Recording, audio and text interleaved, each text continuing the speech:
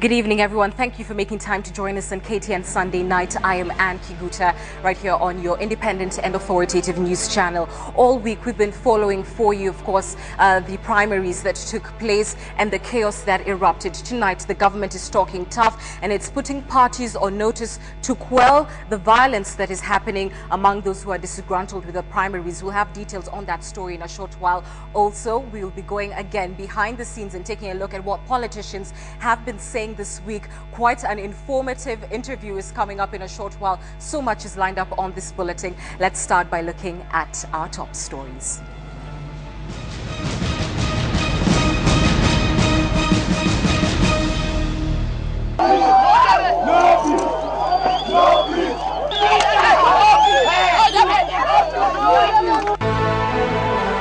Chaos chokes Nyanza as aspirants reject party nomination results. We have not issued any nomination certificate to any person in those counties. ODM moves to tame rebellion within the party.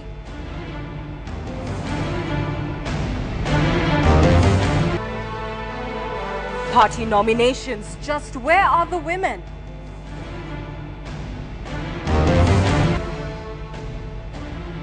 And back on the campaign trail, bigwigs stay clear of nominations acrimony.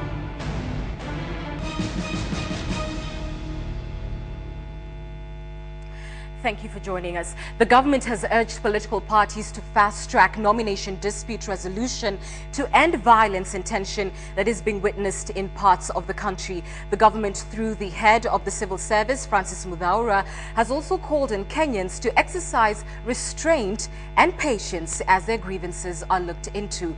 Kimemia has also directed the Nyanza security agents to do whatever it will take to ensure the stoppage of lawlessness in the area following acrimonious nominations in the region. The government has also warned those engaging in acts of violence and lawlessness that they will be arrested and charged. The Inspector General of Police is scheduled to address a news conference on the same. Let's move on to the ODM nominations, and the Court Coalition took its campaigns to Machakos County with a pledge to ensure the provision of water in the region if elected into office, as well as provide free secondary education throughout the country. Court leaders led by Prime Minister Raila Odinga and Vice President Kalonzo Musyoka were speaking at a rally in Machakos town. Following a day marred by chaos and demonstrations by ODM supporters after allegations that the party was dishing out nomination certificates to those who did not deserve, the party's election board has broken its silence, coming out to calm its supporters. I want to urge leaders,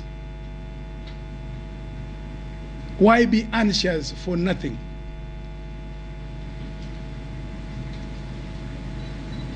Observe sobriety and avoid rumor mongering.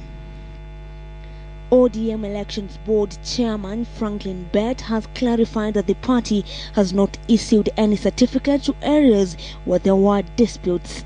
Those are certificates, nomination certificates, for individuals contesting positions that were not contested. He confirmed that the party has not issued any nomination certificates in Kisumu, Homa Bay and Migori County, as the party was unable to hold elections in several regions in these counties following violence. We have not issued any nomination certificate to any person in those counties. First instant, I delivered ballot papers with ballot boxes. They were all destroyed. I also again did another set. Again, they were destroyed. Bett also clarified that the party's appeal board is handling two complaints, that of the former ODM Chief Whip Jakoyo Midiwo and Assistant Minister Oburu Odinga. ODM call for peace comes after a series of kills and demonstrations that hit various regions, among them the party headquarters, where ODM supporters were on a destruction spree after pitching camp here for hours waiting for answers from the party, answers that never came, at least as at that time.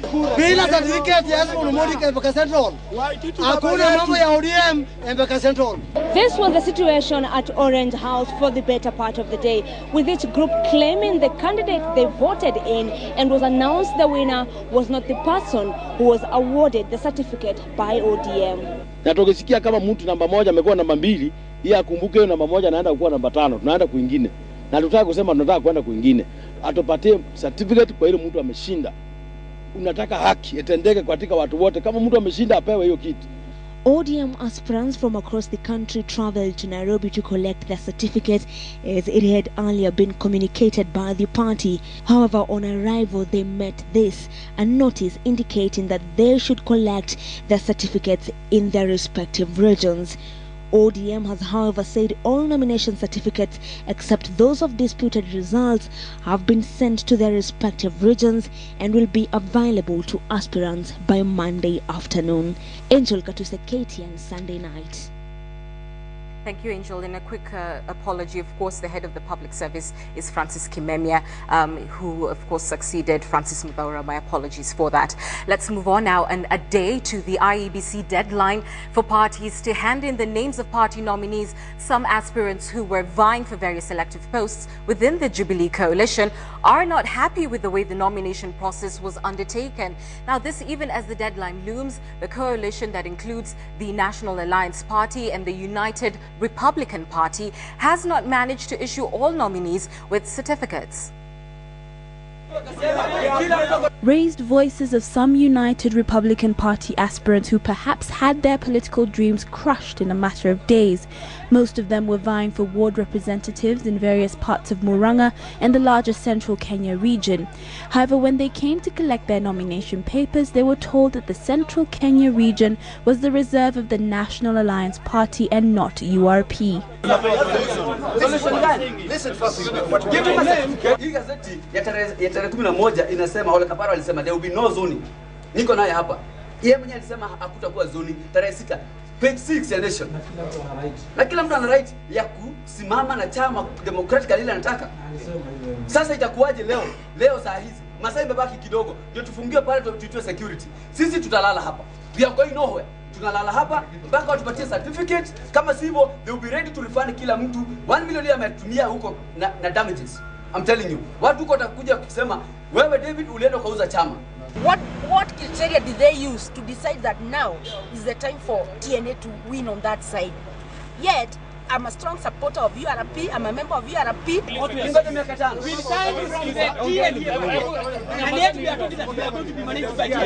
They were finally removed from the URP national office here in Nairobi with no solution.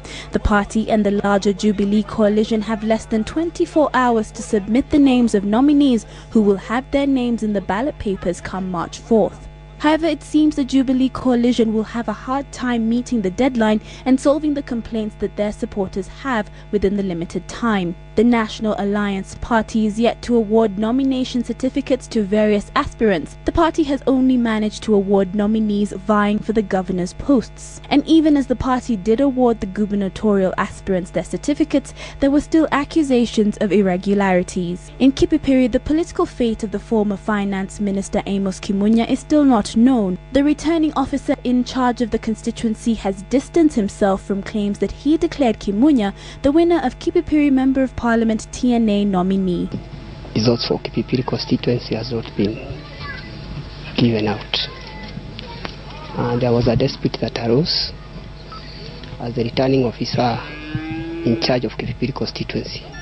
I did not receive ballot boxes and ballot papers for 2 polling stations. They had tallied the results of 65 stations when the tallying exercise was stopped for no clear reason. The situation caused chaos among the 2 aspirant supporters. 10 ballot boxes are currently being held at the Miharati police station, and the matter is being handled by the TNA election board in Nairobi. Catherine Omwando, KTN.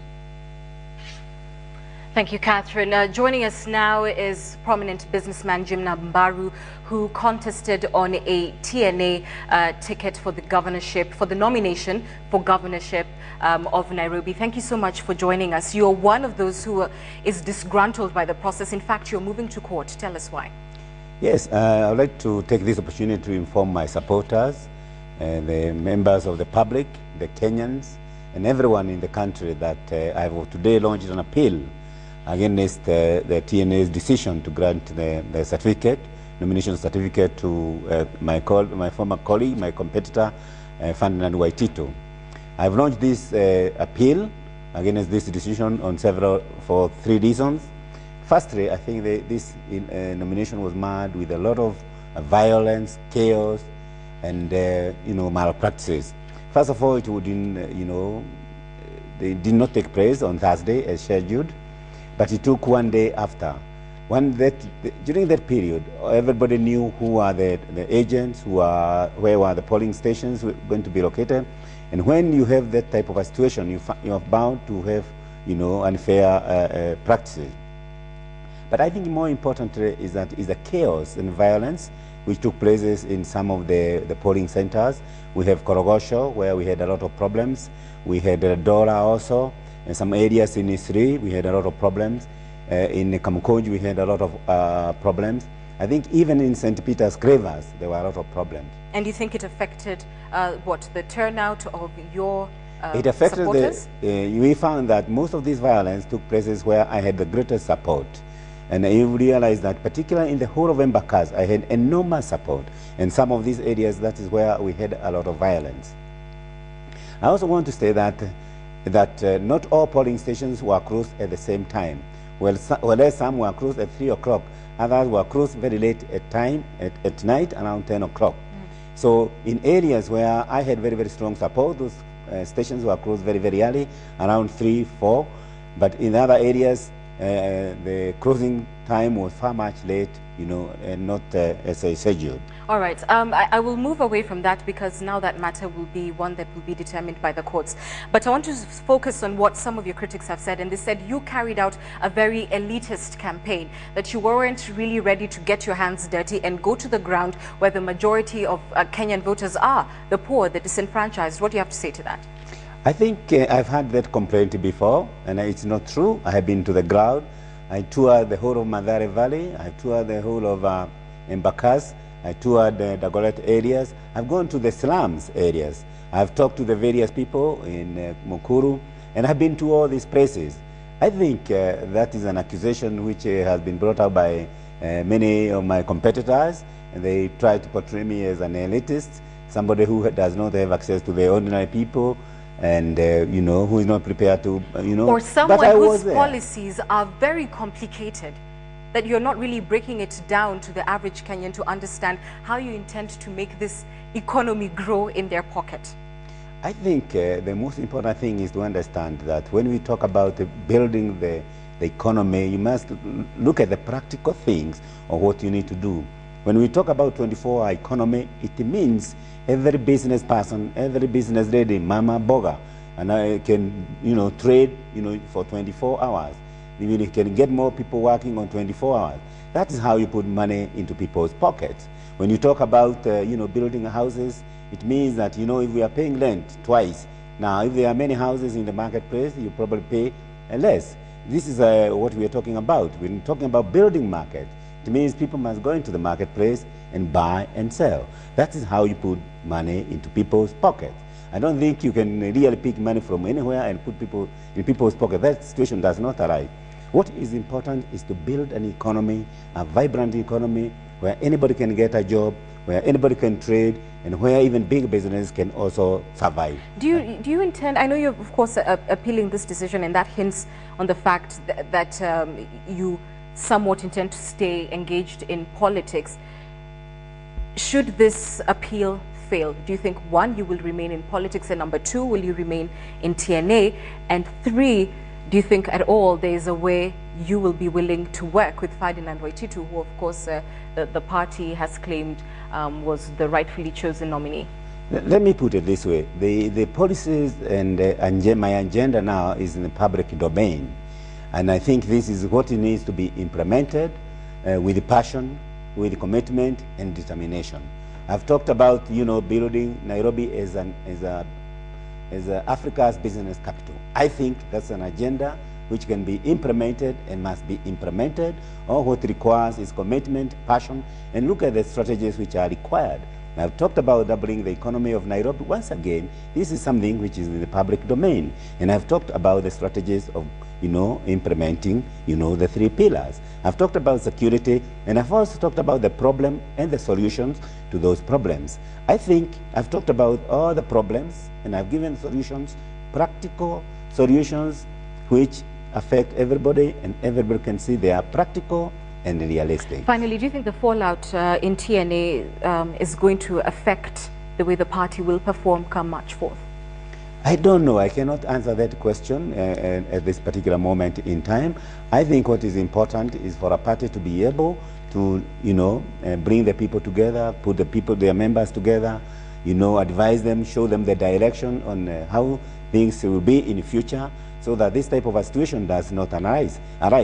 But I think more appropriate and importantly is that Nairobi needs to be managed well, needs to be understood well, needs leadership which sees very far, which has great vision.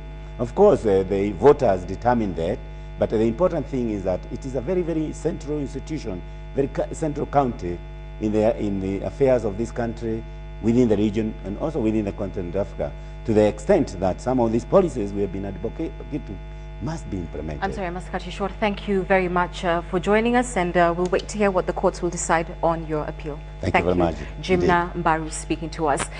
But what happened to the women? Hundreds of women threw their hats in the political ring, hoping to get their names on the ballot paper for the March 4th election. Only a handful, however, have been successful. A majority of the female aspirants across the country lost the party nominations, leaving the fate of Kenya's progress in women representation hanging in the balance. KTN's Asha Mwilu now reports. After decades of taking the backseat in politics, the new constitution had finally granted the Kenyan woman a glimmer of hope in attaining a level play field in the political world, widely dominated by men. Walisema ati mama hana degree.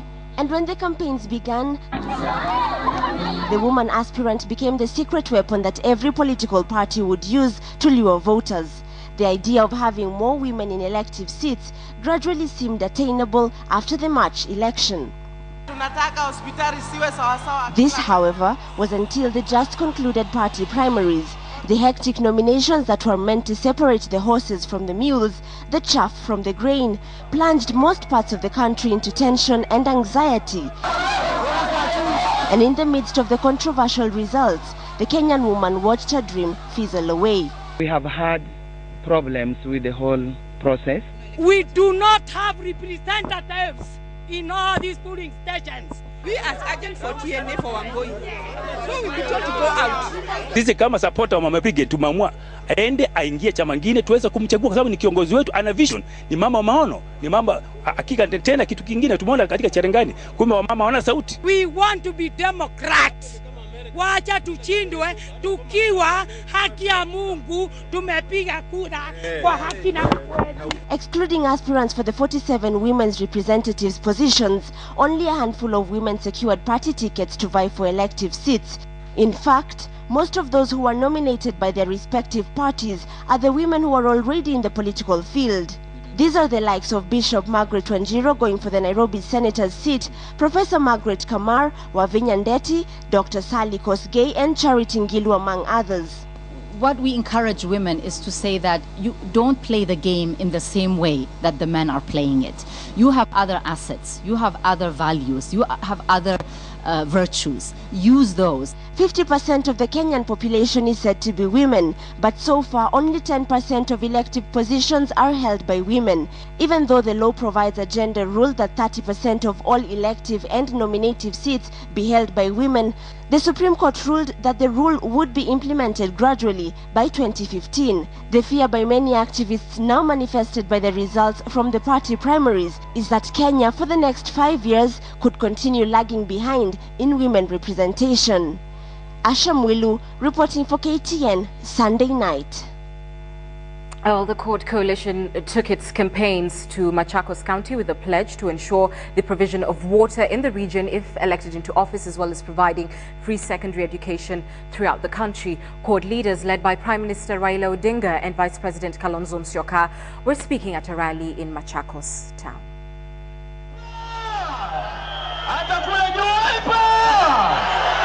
A day after concluding a campaign tour of Kericho County, the Court Coalition ventured into the eastern region.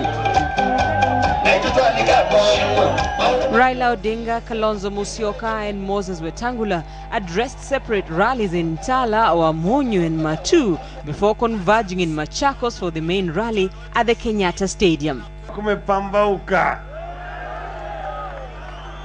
Kumekucha.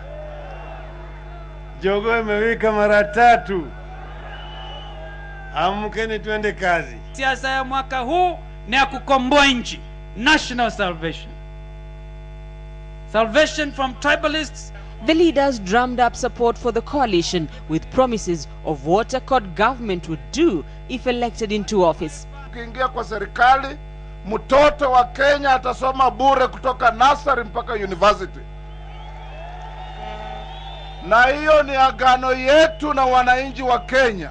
Kila soko imeingia maji. Kila kijiji maji imeingia ndani yake. Hiyo ni kazi ambayo itafanywa na serikali ya CORD sasa. Raila criticized Water Minister Charity Ngilu for taking credit over the provision of water in parts of the Kamba region. Sasa anakuja kusema ati yeye ndiye amepeana Makamba. Nani aliweka yeye huko? Nani aliweka yeye huko?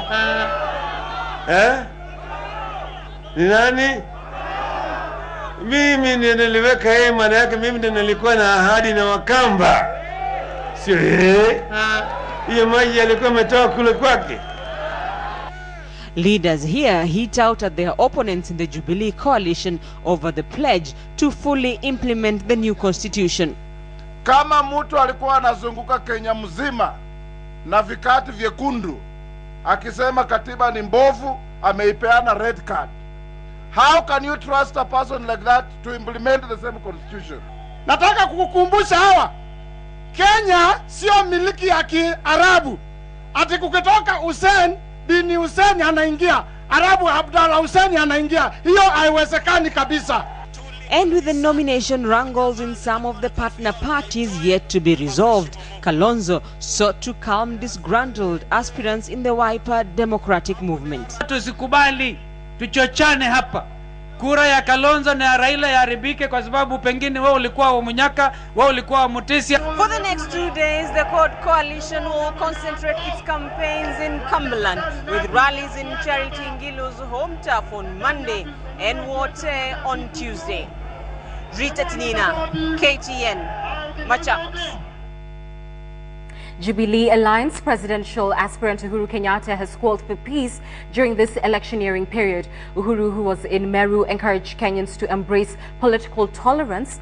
This as NOC Kenya presidential aspirant Martha Karua discouraged the last-minute party hopping by politicians who failed to win the nominations in their former parties. Presidential aspirant Martha Karua was in Kawangware PAG Church in Kawangware for a church service. She urged Kenyans to join NOC Kenya party, which she called a peaceful party. The NOC Kenya leader discouraged against the last-minute defections by politicians defeated in the just concluded nominations. Elsewhere, the Jubilee presidential aspirant Uhuru Kenyatta was at the Methodist Church in Meru, where he called on Christians to pray for peace during this electioneering period. Uhuru noted that the church has a major part to play in leadership of the nation. Also in attendance was Minister Joe Nyaga. Charity Kimani, KTN. And welcome back. You're still watching KTN Sunday night. We want to take a look at what politicians have been saying throughout the week. Let me begin by introducing my guests, my communication experts. To my far right, Derek Bang, thank you so much for coming back again, MD Public Image. To my immediate right, we introduce a new guest this evening, Paul Achar. He is the MD at Jade Communications, a speech coach. And in the middle, Professor Edward Kisiangani, who is a political expert. Thank you all, gentlemen, for joining us. Thank you. Thank you. Now, of course, the week has had chaotic primaries, and during these primaries, it has meant that politicians who are otherwise aloof to our cameras have had to come out and actually speak. We want to begin by taking a look at controversial activist and politician Mary Wambui. She is the TNA nominee to succeed President Mwai Kibaki in Othaya. She spoke exclusively to KTN's James Smart. This is what she had to say. I was not sent by somebody, but it's other people who pursued me to go to be their MP. There are some people who said they are sent, but that I said it's not true, because as far as I know, no time, even one time, when we were working in Othaya, the person who was told that sending somebody have never said he want anybody to be elected, because he believe in people's mind. They can say what they want. So whoever's saying that he was sent, that is not true. Any special relationship with, president? He's my MP. He's my president. Why? That is the family life, but nobody can answer about the family life. That is a different as what I'm doing. Yes. Right. And that is my private life. And the country has no business in your private life. They know exactly, they know the truth. And the truth, no, you cannot hide the truth. They know what they know and what they believe. She dropped the bomb. The country knows what it knows, and she affirms that it's the truth. Which one of you gentlemen knows what the truth is here? I'd like to begin with that.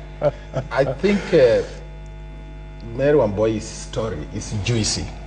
It's not just juicy, but it also gives her the correct, the much needed political limelight that she needs. But when you look at the sophistication, the lifestyle she leads, as well as the security detail that surrounds her, it is difficult not to believe her. In fact, in my opinion, she seems to be saying the truth, and probably she has had a relationship with somebody at the highest level in this country. I think it is very easy to believe her. What she is telling us and dropping a bombshell now is that she has a private life, and that private life involves a very senior member of this community.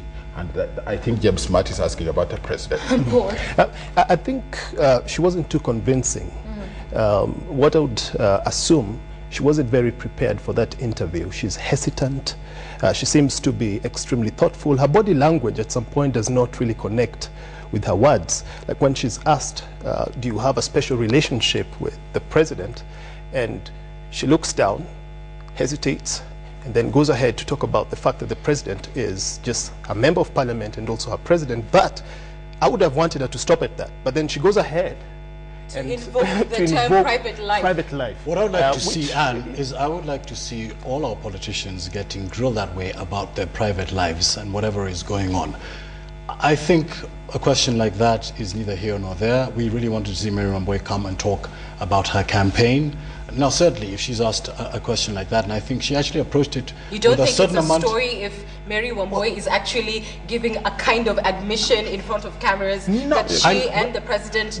I'm saying that is if that is a story, then the private lives of all our politicians should be laid bare and put on the table, and nothing should be left off the table. But I'm not just saying everyone there should be a double of the standard. president's caliber, surely. But hold it, Anne. She was quite relevant. What she was asked, we heard that Jimmy Kibaki announced in front of the cameras that the president had a preferred candidate in Othaya, and that candidate was not Wambui.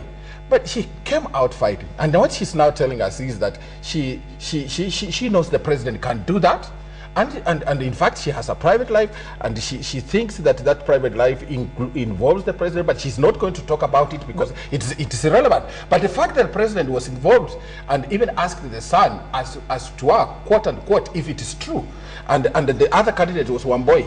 The issue that we should ask now is that, was Jimmy Kibaki speaking for one section of the first family, which the president didn't approve, and the president was supporting another candidate who probably one section of the first family was not supporting. But you know, that is not a question we will be able to answer. Only Jimmy knows why he did what he did. But let me ask you this. Do you think then that perception, that very powerful statement she's made, the country knows what it knows, they know the truth, that perception that she has created and that the country apparently already knows about, do you think it spurred her on to victory in the nominations?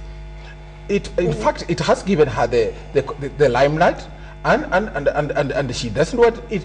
She has some support. In fact, there are people who think that probably she represents the image of somebody in the first family, and so if the first family has made a major contribution in Othaya, and she represents that image, why not vote for her? She's very triumphant, and maybe that is what she said. Well, let's remember the president has put it on the record. He has only one wife, so she does not, as far as I mean, being official, there is only one woman who would speak for the first family, and that would be Mama Lucy.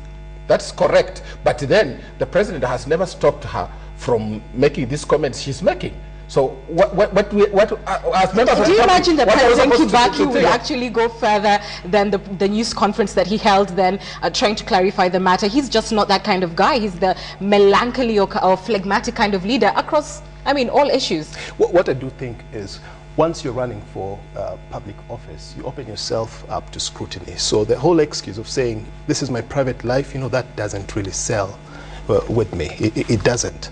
And I would expect that I've noticed that we have a lot of double standards when it comes to the whole issue of our aspirants and raising the whole concept of their families.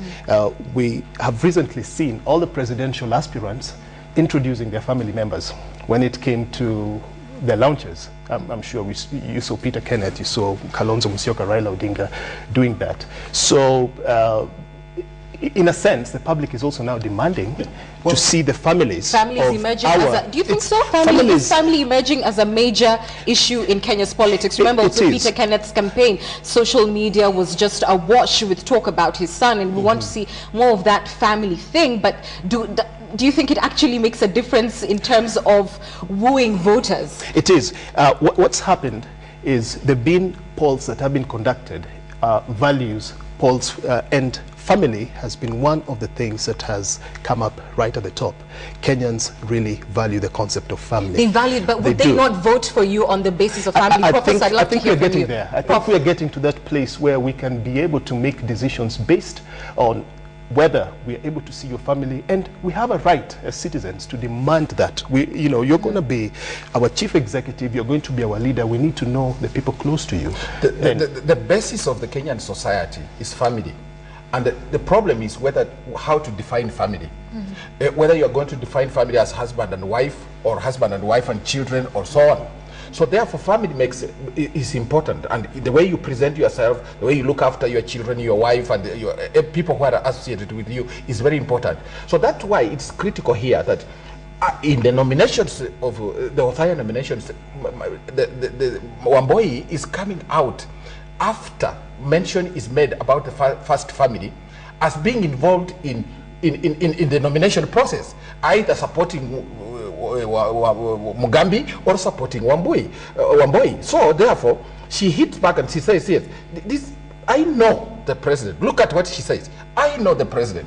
And therefore... And he's not the kind of guy to go out there... Only a lady who knows you well can talk like that. Interesting. Gentlemen, we will digress very soon if we don't get the reins on this.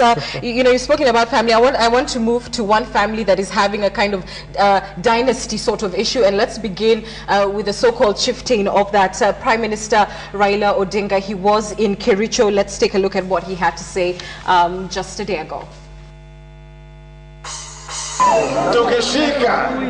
Nataka kuleta mambo yote hapa ndani nyumbani. Hata kama watu wetu wanapelekwa kwenda kushtakia huko nje. Nitawaleta hiyo kesi hapa nyumbani. Sawa? Kwa hivyo mimi nilisema ati farasi watakuwa ngapi?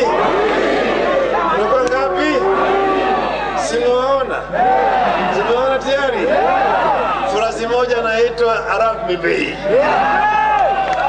sio ile ingine sijui inaitwa namna gani.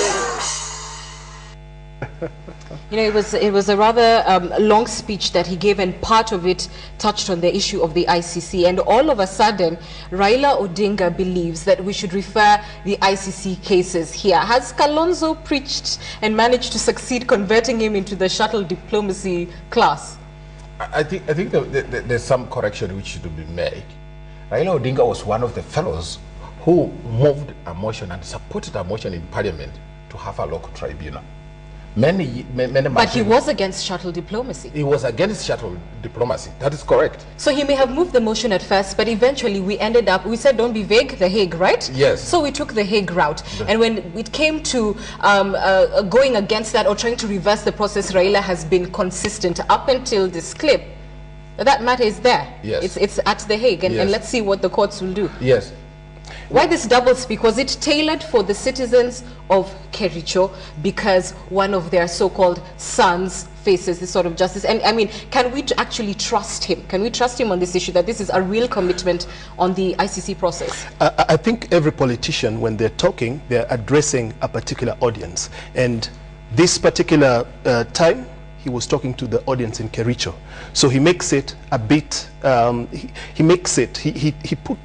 considers the fact that that's the group that he's talking to. But thing is, you have to remember that you're not just talking to the people who are there, the people who are watching back at home, the millions who are watching back at home. What are you communicating to them? Those are things that politicians need to be aware of. But Raila uses parables.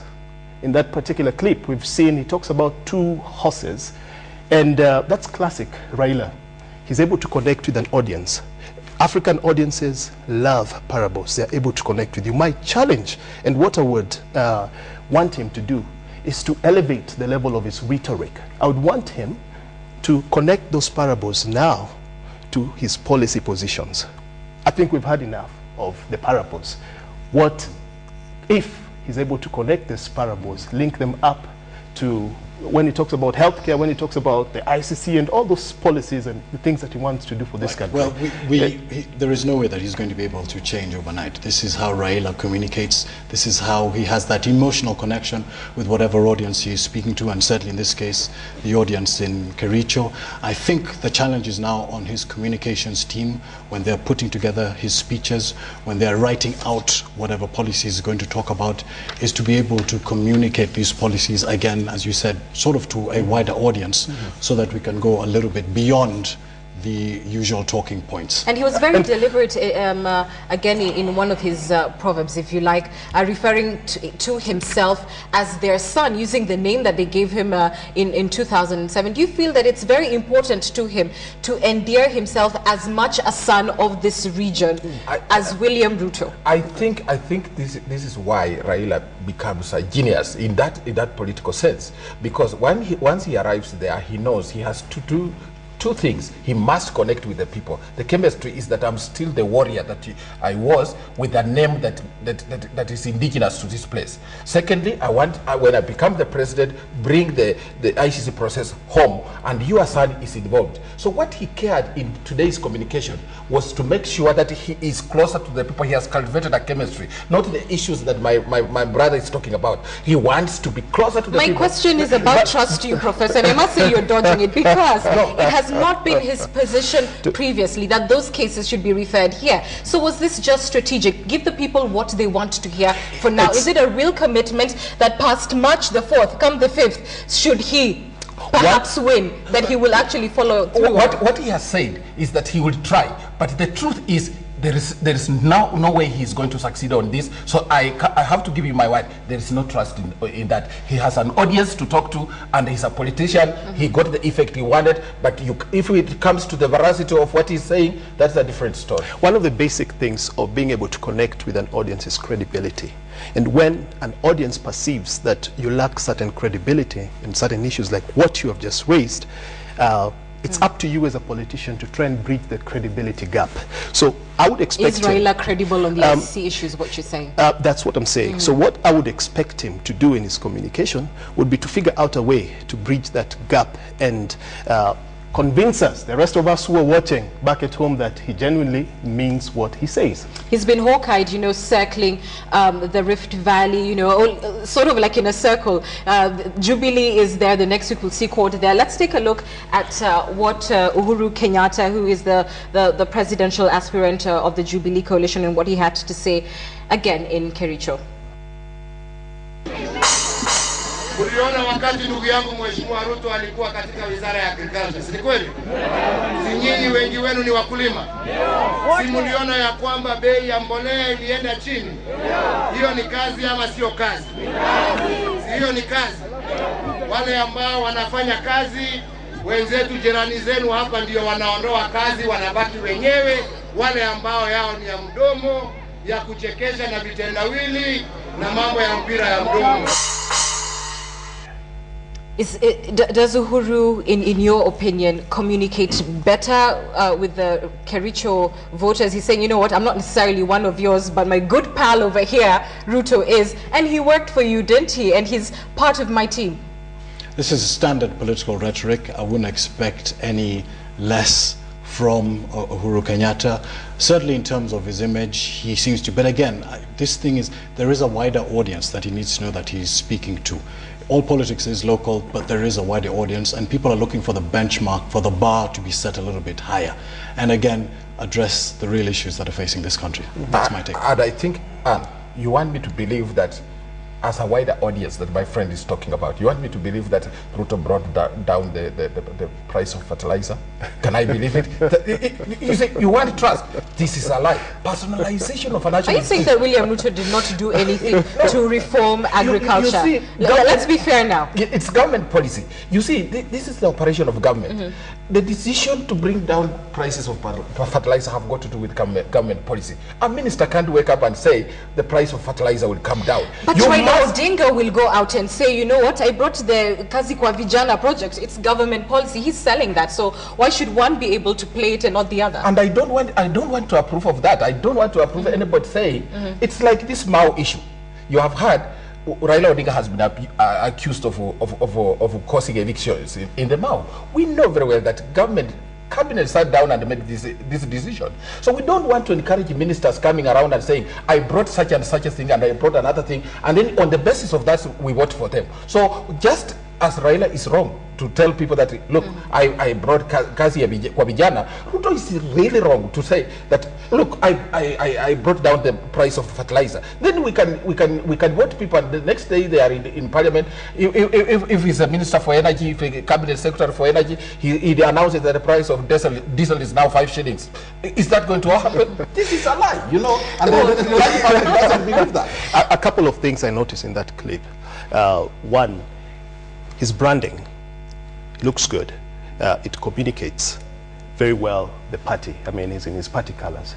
But the cap, why is it pulled so low? It kind of hides his eyes. As a speaker, it was a hot day. He was at a rally. The man needed a cap. At the end of the day, people want to make eye contact with you when you're talking to them. It says something. The eyes are the gateway to our souls. We need to be able to believe that what he's saying is really true, and we can only get that by looking at his eyes. So I would tell him, get rid of that heart. And I also noticed he was pacing around. Now that's really good for the audience that's in the rally, because it shows that he's energetic, he's moving around. But I guess for you people, TV cameras, it's not too good. You're struggling with that. Yeah, but Derek, let me engage you, because you know earlier when we were talking about this, you made a very interesting point about body language and how they speak. Raila Odinga tends to speak like this with his hands going out, whereas Uhuru Kenyatta tends to be the more finger pointing sort of person. Just draw those differences for us. There's two clips indicative of that. When Raila was speaking, he has the open body language, which is more friendly, which is more approachable.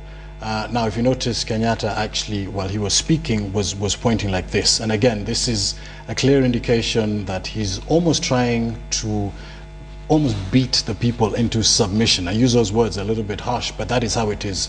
I think, again, if in terms of his body language, he needs to engage more with the open body language, less of this finger pointing, which is actually taking away from the message. And again, the beauty about the body is that the body never lies. So you may be saying one thing, but the way we interpret the body language, it is giving us a different message. And so all politicians need to be aware of what their hands are doing. And we, the electorate, need to be able to pick that up. And you know, Anne, the way Uhuru is talking, you see, with this finger doing like that, and then he has covered himself. You see, it's like he's telling people that this man of Vitendawili, if I saw him there, if I have power, I would deal with him. Well, to be fair, Raila also had a hat on. So he also had a hat on, yes. Let's be fair. I really need gentlemen to quickly move back to the nominations and, of course, the heated primaries that we have seen in Siaya. Oburu Odinga was,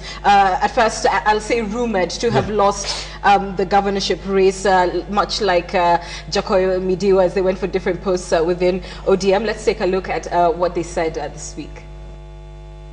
If there is any dispute, then the dispute mechanism of the party can resolve it.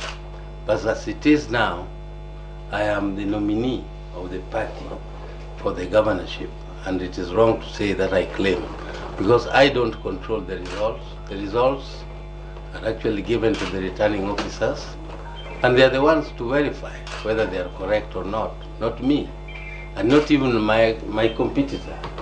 He is just a contestant like me.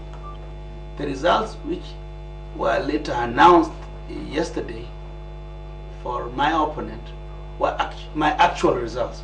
And remember this thing, the same exact thing happened to me in 2007, that my nomination results were announced for my opponent. And I'm very bitter because it is okay to lose. I've been an MP for 10 years. It doesn't have to be me, really. But that somebody can pay the police so that the police and the DC could sit and watch when people are being beaten by thugs, I think that is sad for democracy.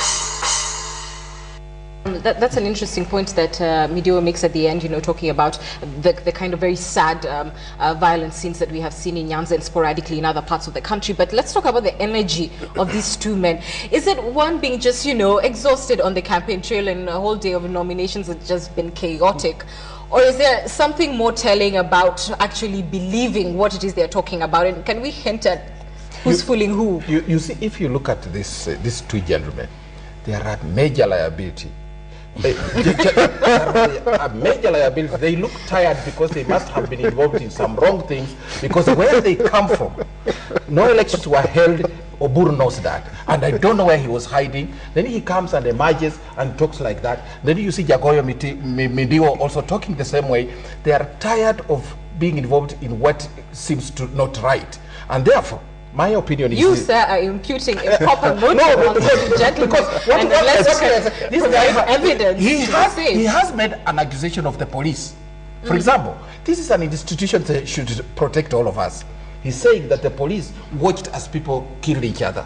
They were fighting, they were hurting each other, they were just watching. And he said, this is the second time it's happening. If you look at the way these gentlemen have been operating, they have been hanging on the courts of the Prime Minister. What that party needs to do is to wash off people who cannot survive politically on their own. For the party to move forward, the likes of Jacoyo Midiwo, the likes of Oburu, the likes of Anyang' Nyong'o should just be done away with, and the people's choice is respected. But to be fair, democracy is all about. Look, I'm going to limit myself to the context of what these people say. Go ahead, Paul. You're very diplomatic. Honestly, if I've won an election, I would be excited. I don't see that excitement. His body language does not tell me of somebody who's won an election. But that said, he also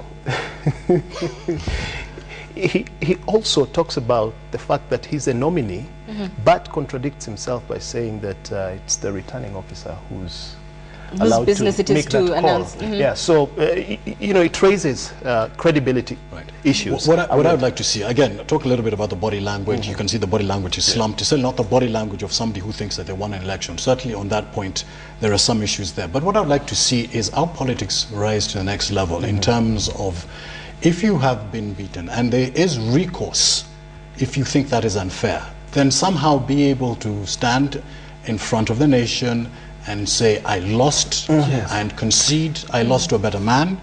And then if you do have issues, there are mechanisms to follow. Defeat. And that's what the this party is not showing leadership about, qualities, and it's across the board. You will still meet at the ballot. But quickly, Professor, before we go to the next clip, do you see the politics of Nyanza changing? Because we did see protesters going out on the streets saying, you know what, Raila Odinga, if your men rig this, then we are going to punish you. We're going to vote for Uhuru. We're going to vote in TNA. Do you think these are just mere threats, or might there be real action behind it? I think they are realistic concerns.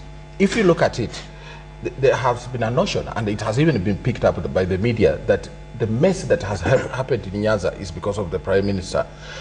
I don't have evidence to say that, but it involves some of his closest friends, family members, and his closest friends. I think he should live above that and then leave them to carry their own crosses. If he decides that he's going to go by them, even those who lost the elections, he says he will support them, or somebody manipulates the election and then say he must continue, so and so must be the flag bearer, politics will change drastically, and the rebellion will be huge. It will be unmanageable by Raila Odinga. Finally, Ferdinand, so I'm sorry, we really must move on. Ferdinand Waititu, of course, he won the TNA nomination for governor. We just spoke to Jim Nambaru in the first part of this bulletin, who has said he will be moving to court over the matter. Let's take a look at how both men communicated with the electorate this week. Alafu niwaambie kitu moja, tarehe 17 mtokee. Tunaelewana? Nairobi oye! Nairobi oye! Gavana wa Nairobi ni nani? Gavana wa Nairobi ni nani? Inueni mkono kama ni Waititu gavana wa Nairobi. Wacha waone. Wacha wasikie vibaya. Wacha wasikie wivu. Mwenyezi Mungu wako pande yetu na tutashinda. Jua ya kwamba tutatengeneza uchumi wa Nairobi, kwa sababu uchumi wa Nairobi ndio foundation ya Kenya. Tuko pamoja, tuko pamoja. Utanichagua, utanichagua. Onyesha kwa mikono.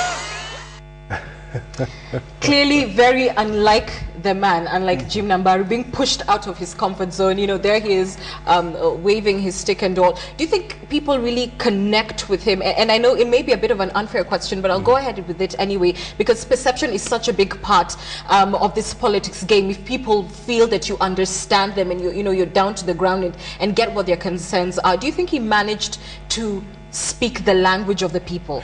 I think there's a classic dilemma that's affecting a lot of professionals who are now stepping into the political scene. They're coming from a context in which they're used to using a lot of logic. Now they're getting to a place where logic is important, but closing the deal is about emotional connections. You've looked at Waititu there. He doesn't talk about, he didn't say anything about the economy, but he worked up the crowd, he created some emotional connections, and Mr. Mbaru comes in and talks about the uchumi, improving uchumi of Nairobi. And he also has a cane. I wonder what he was doing with a cane. But I think, in my view, what would have worked for him, he has a lot of policies. He's a master of, I mean, I've had him talk, give numerous policies which would do good to this city. Well, that's for voters to decide. True, my question is he connecting with the voter? What he needs to do is transform those policies into compelling narratives. And I would want him to use more stories. A bit more kitendawili. More stories, not really kitendawili. Look at, I read in his blog, he said something like he came from a humble background. Why can't he talk about that story and tie it into his wider policy of alleviating poverty? Talk about his own journey from being poor to where he is and create those emotional connections. Well, Why Paul, can't he no, do when that? we were talking about some of the other politicians, you said you wanted them to talk a little bit more about the issues and less about the political record. But here is somebody who is telling us the issues, you know, and he's not connecting the voters. So, I think to answer Anne, Jim Nambaru wants votes from the streets, but he has no street content. Every time he talks, you can't go to ask for things from a constituency where you don't share passion with. So this lack of street content in his thinking puts him in a different category, and the people can't relate with him. And that's why even when he's making a good point, and he reaches a point where he looks really miserable, when he says, you know, this is the some people waved, and we can't all. I think they were sympathizing we with don't him. all have, you know, the voice to shout and all of that. I'm sorry, guys. Such a fascinating conversation. It is always you three, and I must thank you. But let me thank you as I leave us with these thoughts. And I had an interesting time. Listening to a teaching on leadership, and these are some of the points that we're talking about. And at home, you may want to also think about it. You know, one, are our leaders conciliatory? Which one of any of those leaders where we've played clips have really talked about uniting Kenyans and bringing them together? Look, we have deep ethnic divides, we have deep socio-economic divides. Do any of these leaders demonstrate that they actually care about the poor? You know, it's one thing to talk street talk, but are you doing it for your own good, or do you actually care about people? What about their character, their integrity? And I mean, one of the people who's, the bane of their existence has been this issue of integrity is Ferdinand Waititu and the like. The question of competence, Jim Nambaru may seem to have the competence, but he seems to lack perhaps in other qualities. And finally, whether or not their visions are compelling. As you ponder on that, let me just quickly remind you that tomorrow night, Louis Otieno will be with us in studio, 9:30 p.m. You must catch his show. He's got an exclusive interview with Martha Karua, and these points may be something at home that may be useful to think about. Are our leaders conciliatory? Do they care? Do they have character, competence, and a compelling vision? Asante Nisana, gentlemen, for speaking to us. We'll see you next week. Thank you. Let's catch up with more news right now. And protests against the irregularities that dominated the ODM primaries in Nyanza continue to rock the region for a third day today, as hundreds of youth in various counties took to the streets to speak out against what they termed massive disorganization that characterized the nomination exercise. Our Western Region reporter Fred Omulo joins us now. Tension continued to reign in parts of Nyanza today morning as voters took to the streets to protest against what they termed ODM's nomination of candidates for the general elections without their participation. Ahero Trading Center in Nyanda constituency exploded after media reports claimed outgoing MP Fred Outa had been chosen as the party's flag bearer.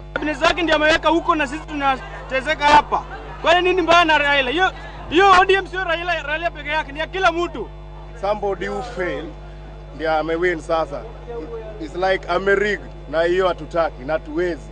No Jared, no Raila, no peace, no nothing, no everything. Further south in Homa Bay town constituency, residents who had expected to vote in the primaries of Saturday finally grew frustrated and started protesting to demand direction from Orange Party officials. And just like in Nyando, it was claimed ODM had forwarded outgoing MP Martin Ogendo's name as its candidate. I was shocked to hear announcement over the radio that elections in Homa Bay have been completed and certain figures were being announced. These elections have not gone on smoothly. The protest soon spread to Nyakweri Center in Karachuonyo that also saw its fair share of action after residents barricaded the road to protest the alleged nomination of outgoing MP James Rege as ODM's candidate in the parliamentary race. Now there's no police. They're running from Kindu, let me say from Kindu Bay to Nyakweri, the end of Homa Bay County. They're running, chasing everybody, even the innocent man. They're chasing. Nobody's going away. Even you see this Muse here is trying to do 1, 2, 3 here. Just because of that tear gas. We are not even at a good place to stay. We are just, The same scenes played out in Kisumu as rowdy youths barricaded the Kondele Junction and lit bonfires to block the Kakamega Highway and Kibos Road as word spread that Prime Minister Raila Odinga's sister was announced as ODM's candidate for the gubernatorial post in an election that saw Party Secretary General Anyang' Nyong'o lose to newcomer Ochola Ogoda. They dispersed peacefully after the Kondele Police OCS spoke to them. Fires continue to burn across the Nyanza region as the realization starts to sink in among voters. Many of the people they did not choose will represent them in the March 4th general election. The situation is fluid and there's no telling what the outcome will be. From Kisumu County, I am Fredo Mulo. Excuse me. Now, how prepared are we for the March 4th general election? This is the question that is worrying both security agencies and millions of Kenyans. The government has moved to mark areas perceived as hotspots, but according to security experts, that is not enough. KTN's Dennis Onsarigo now reports on the state of the nation. From the killings in Tana River to the explosions that have rocked the capital's Isli area, personal safety and security of the country's millions has never been a talking point as it has in the recent past. The Tana River killings, whose numbers have worried the local and international community, raised serious concerns. Despite government assurance backed by top delegations flying into the troubled delta, dozens of innocent lives continue to be lost to armed raiders. With the grueling campaign period and a general election like no other just weeks away, security agencies are walking a tightrope, securing those out to campaign and making sure that those to carry out their normal duties are equally safeguarded. A 66,000-strong regular administration police force is what it took to ring off polling centers across the country during the party primaries, leaving an estimated 20,000 police officers to run daily general duties. I'm 100% sure that we shall be able to have a free and fair general election on 4th of March 2013. But the newly appointed Inspector General of Police lacks two crucial pillars in policing. Experts have warned that this could complicate matters further if they are not in place as the country enters the final phase of political campaigns.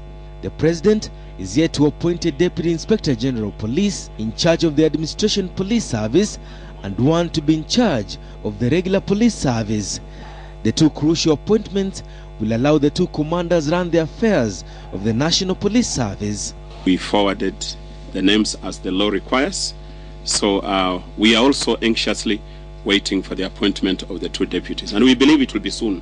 Yes, we know there's been this issue about the credibility on one of the candidates, but I don't think that should be the reason why the other two candidates, who have no problems with their character and integrity, not to assume their positions because of one character. And if it must be done, the Kenya Defence Forces to substantively supplement police action. The latest revelation from Vigilance House raises the weighty question of whether the force is equal to the task of managing the March 4th general elections.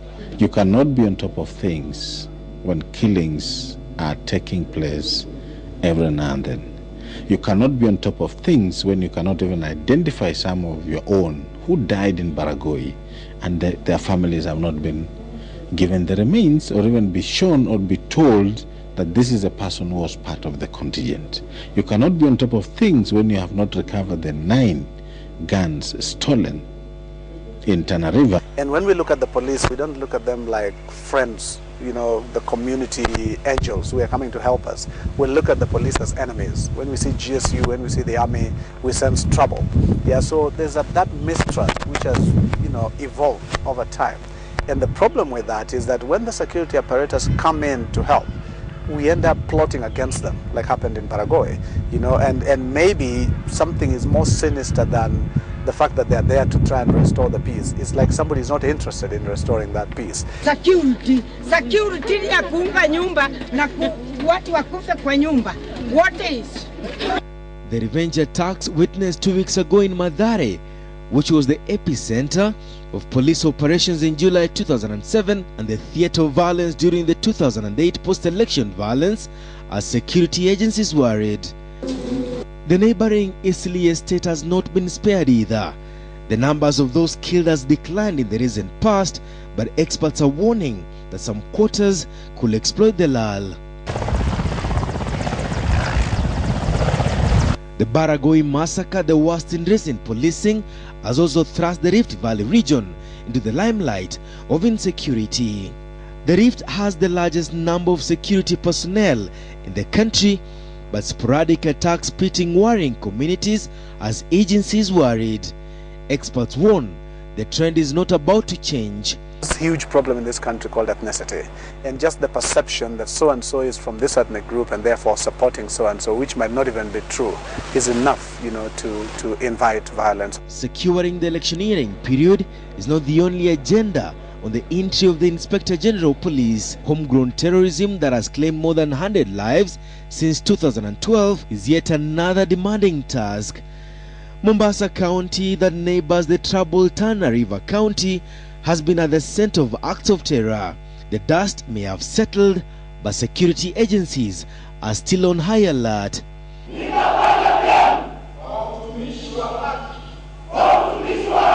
Then there is the reality that police numbers compared to security needs might be a real challenge.